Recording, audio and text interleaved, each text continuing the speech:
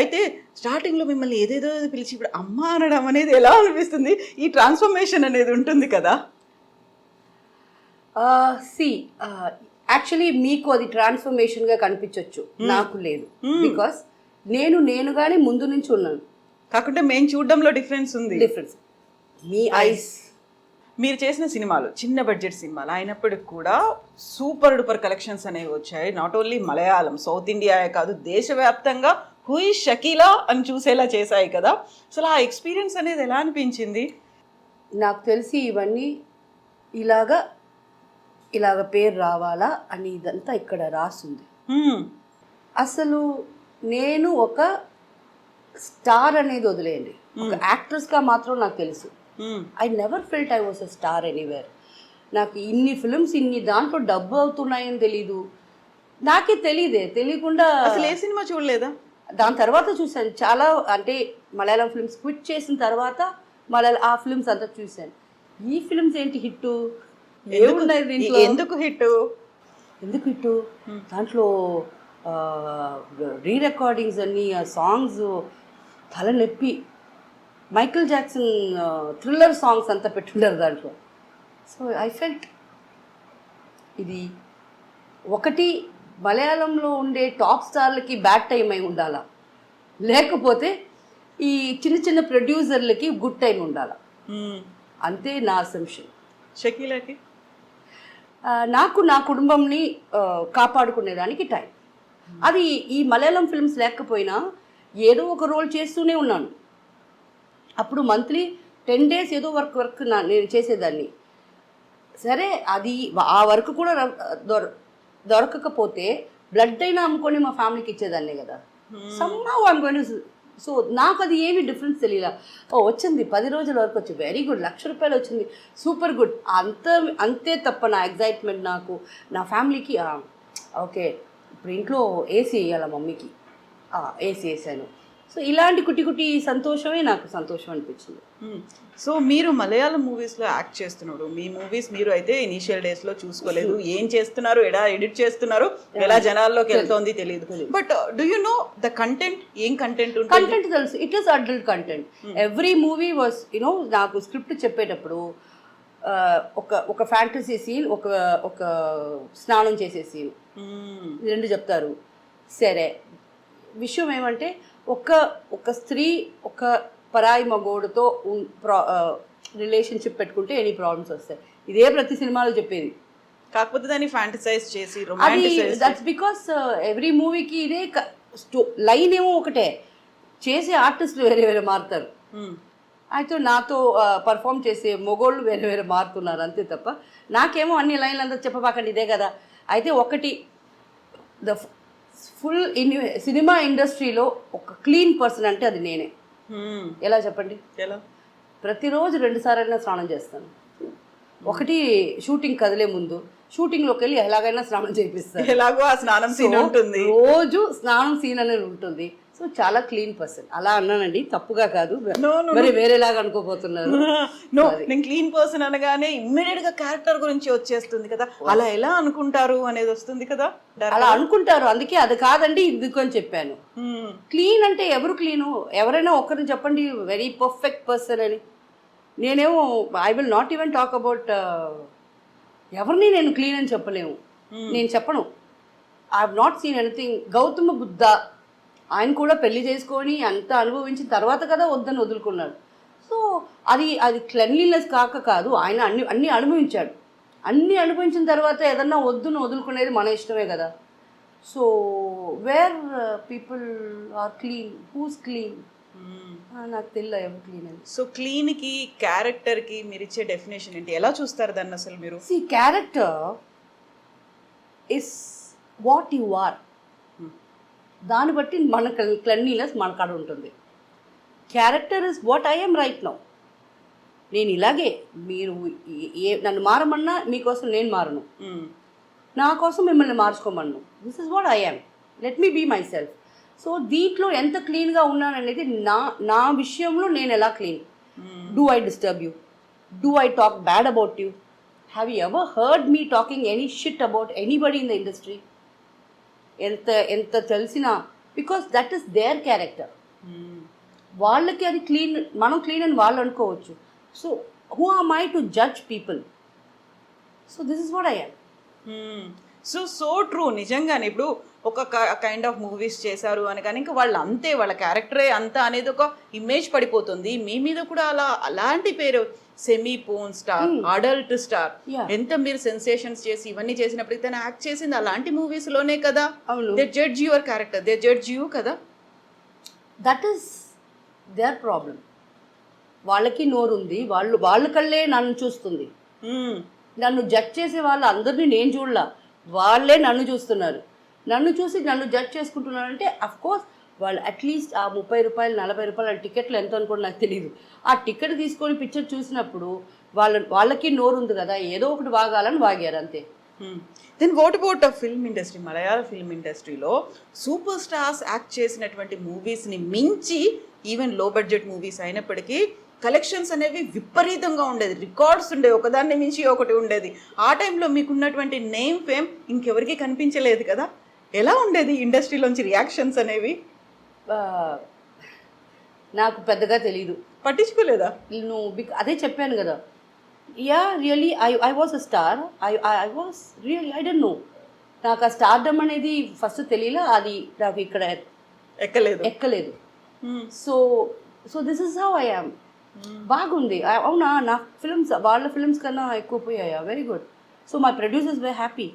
నా వల్ల ఏదన్నా మంచి జరుగుతుందా, వాళ్ళ ఇంట్లో పెళ్ళి జరిగిందా, నేను హాఫ్ నేకడ్గా యాక్ట్ చేసిన ఫిల్మ్ పెట్టుకొని అది ప్రొడ్యూస్ చేసి అది రిలీజ్ చేసి దాంట్లో 4 డబ్బులు వాళ్ళకి వచ్చి వాళ్ళ పిల్లలకు పెళ్ళి జరిగిందా, దానికన్నా సంతోషం ఏముంది?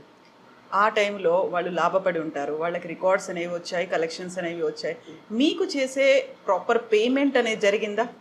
ముందు జరగలా, దాని తర్వాత డబుల్కి ట్రిపుల్ తీసుకున్నాను. డిమాండ్ చేశారా? నేను వాళ్ళే చేశారు. ఈ ఫిల్మ్ చేస్తున్నారు కదా, ఆ డేట్ నాకు ఇవ్వండి, మీకు 3 లక్షలు కదా, నేను 6 lakhs ఇస్తాను. అవునా, డేట్ లేవు యాక్చువల్లీ.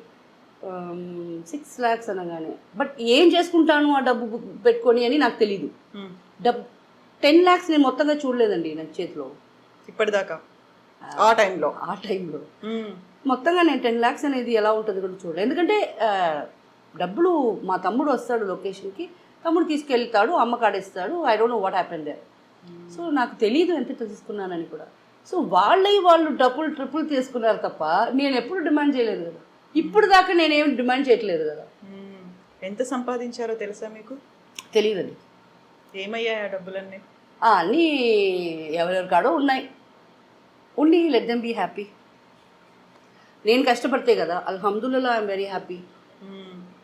So it's okay.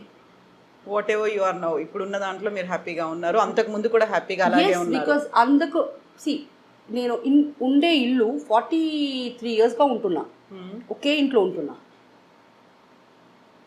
15 మంది ఉండేటప్పుడే నాకు ఆ హ్యాపీనెస్ దొరికినప్పుడు నేను ఒక్కదాన్ని. అప్పుడు 5,000 ఒక ఫిల్మ్కు రావటమే పెద్ద కష్టంగా ఉండింది. ఇప్పుడు ఒక ఇంటర్వ్యూ ఇచ్చినా ఎంత ఇస్తున్నారు మీకే తెలుసు. సో అది పెట్టుకొని నేను హ్యాపీగా ఉండలేనా? మోర్ దెన్ ఎనఫ్ కదండి. ఎక్కువ డబ్బులు పెట్టుకొని ఎవరికి ఇచ్చిపోతామా అని ఎందుకు ఈ పిచ్చి ఆలోచనలు? డబ్బులు పెట్టుకొని హ్యాపీగా తినండి, బయటికి తిరగండి, జాలీగా ఉండండి. కొంచెం వీలైనంత కొంచెం హెల్ప్ చేయండి బయట వాళ్ళకి, అది చాలండి. సో మీ సినిమా డేట్లు కావాలని బోల్డ్ అంత కాంపిటీషన్, లైన్లు కట్టి ఉండేది. వాళ్ళు ఇచ్చిన దానికంటే మేము ఎక్కువ ఇస్తాము, మా సినిమాలో యాక్ట్ చేయండి. అయితే ఇప్పుడు మీకు అలాగ డిమాండ్ లేకపోయినప్పుడు మీరు ఎలా ఫీల్ అవుతున్నారనా? నో, అది అడగదలుచుకోలేదు నేను. ఎందుకంటే you are busy now and మీకు ఉన్న ఇమేజ్ అంతా పోయి సరికొత్త ఇమేజ్లో నేను అన్నాను కదా. నేను అడగదలుచుకుంది ఏంటంటే, ఆ టైంలో సూపర్ స్టార్స్ కొంతమంది మిమ్మల్ని బ్యాన్ చేయాలి, లేకుంటే మీ సినిమాల్ని బ్యాన్ చేయాలి, అసలు మలయాళంలో ఉండనివ్వకూడదు అనేది కూడా వచ్చింది కదా. ఎందుకంటే మీరు 15-20 లక్షలు తీసుకున్నటువంటి సినిమా, ఆ బడ్జెట్లో వచ్చిన సినిమానే సూపర్ హిట్ అయిపోతుంది. కొన్ని కోట్లు పెట్టి తీసిన సినిమానేమో అసలు కలెక్షన్స్ రావట్లేవు, థియేటర్లకు ఎవరు రావట్లేదు. Why Shakeela, why we need Shakeela అనే ఒక దాంట్లో కూడా ఇండస్ట్రీలో కొంతమంది సూపర్ స్టార్స్ ఒక అభిప్రాయానికి వచ్చారని విన్నాను కదా. ఏం చేశారు, ఏం జరిగింది అసలు? Nothing happen. See nobody could ఇప్పుడు దాకా నేను బ్యాన్ ఏం కాదు కదా, ఐఎమ్ నాట్ బ్యాన్. కాకుండా ఆ టైంలో ఒక థాట్ కూడా థాట్ వచ్చింది వాళ్ళకి. But see my movies tickets మీకు ట్యాక్స్ వస్తున్నాయి, ఓకే. అండ్ ఎన్నో సినిమా థియేటర్లు కళ్యాణ మండపాలు అయిపోవాలా అని ఆ టైం అది. సో అన్ని మూసేసుకొని ఇంకేదైనా ఆల్టర్నేట్ చూసుకోవాలనుకున్నారు. అప్పుడు ఆ టైంలో నా ఫిల్మ్స్ వచ్చి ఆ థియేటర్ని కాపాడుకున్నారు. నా వల్ల గవర్నమెంట్కి ట్యాక్స్ వచ్చింది. So who's got the rights to ban anybody? నేనేం తప్పు చేశాను? మీ ఫిల్మ్స్లో లేవా నంగా డాన్స్ ఆడతారు? మీ ఫిల్మ్స్లో లేవా? నేనేం చేశాను? So I don't do anything. వాళ్ళు స్టాప్ చేసేదానికి ట్రై చేశారు, వాళ్ళ వల్ల కాల. బట్ ఒక టైం వచ్చింది, అది అందరికీ తెలుసు, నా ఫిల్మ్స్లో అన్ని బిట్లు పెడుతున్నారని. నాకు మనం నేనేం చేయలే. చేసేవాళ్ళు ఎక్స్ట్రా ఎక్స్ట్రా ఎక్స్ట్రా అమ్మాయిల్ని పెట్టుకొని అలాగంతా బిట్లు యాడ్ చేస్తున్నారని తెలిసిన తర్వాత నాకు వద్దు, I don't want to do such movies అని బోర్ కొట్టేసింది. ఇంకేం. సో బోర్ కొట్టి నేను ఇలాంటి సినిమాలు చెయ్యను అనుకుని బయటకు వచ్చిన తర్వాత వచ్చిన రియాక్షన్ ఏంటి? ఎవరికి? ఫిల్మ్ ఇండస్ట్రీ నుంచి, అలాంటి ప్రొడ్యూసర్, డైరెక్టర్? నాకు తెలియదు, ఐ డోంట్ నో. బట్ ఇంట్లో మాత్రం ఫీల్ అయ్యారు, అయ్యో అయ్యో ఎందుకు వదులుకున్నావు ఏంటిది అని. మా ఎన్ని రోజులు ఈ గ్లామర్ వేషాలు వద్దు మమ్మీ, నాకు వద్దు అని ఐ థాట్. అప్పుడు మనం ఎంతో సంపాదించుంటాం కదా, అవన్నీ ఉంటాయి, అది పెట్టుకొని ఇంకా లైఫ్లో పెళ్ళిళ్ళు అన్న పెళ్ళి చేసుకొని సెటిల్ అయిపోయి ఏదైనా చేసుకుంటాం అనుకుంటే తీరా అమ్మ వచ్చి నాకాడ ఏమీ లేవు అని. Okay fine. అండ్ దాని తర్వాత again I restarted from zero. అయితే ఒక orthodox family. Who said orthodox? కదా. నో. మా చిచ్చా, మా పెద్ద నాయన వాళ్ళందరూ ఆర్థోడాక్స్.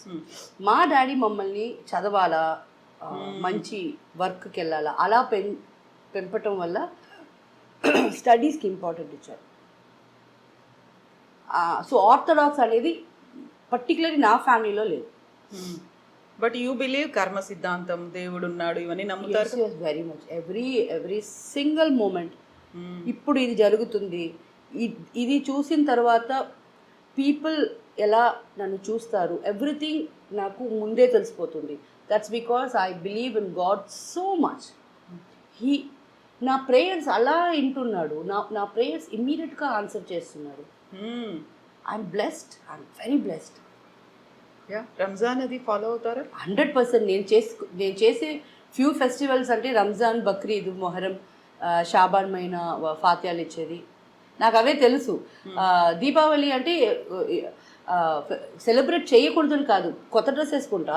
నాకు పటాకాలు కాల్చడం అంటే భయం. బికాస్ భయం అనేది తప్పు కాదు. 4th స్టాండర్డ్ నేను చదివేటప్పుడు పటాకాలు తయారు చేసే ఊరు ఉంది కదా, శివకాశి.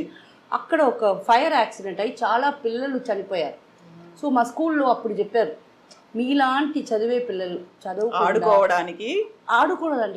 ఆడుకోవడానికి క్రాకర్స్ ప్లే చేయడానికి వాళ్ళు వర్క్ చేశారు, అంతమంది చనిపోయారు. సో ఈ సంవత్సరం మీరు క్రాకర్స్ బర్న్ చేయకూడదని నాకు 4th క్లాస్లో చెప్పారు. That's a great thing. Maybe ఇప్పుడు మీరు ఆ ఇయర్కి వెళ్తే ఆ ఇయర్ ఏ ఇయర్ అని మీరు గూగుల్ కొడితే ఆ శివకాశిలో అయిన ఫైర్ యాక్సిడెంట్ అనేది నేను అప్పుడు 4th చదువుతున్నానని ఏ ఇయర్ మీకు తెలిసిపోద్ది. సో అప్పటి నుంచి మా డాడీ నాకు కొనిచ్చినది కూడా నేను పక్క వాళ్ళకి ఇచ్చేవాడు. మా తమ్ముడు, పక్క వాళ్ళంటే అంత కొనియట్లే, మా తమ్ముడు చెల్లెలకి ఇచ్చేస్తాను. ఇప్పుడు దాకా నేను ₹1 కూడా పెట్టి పటాకాలు నేను కొనుక్కోలే. పెద్ద పెద్ద కంపెనీస్ ఉంటాయి కదా, వాళ్ళు అంత పెద్ద డబ్బాలు ఇస్తారు, అది ఎవరికైనా ఇచ్చేస్తాను. ఒక్కటి కూడా మన ఇంటి ముందు నేను కాల్సింది లేదు.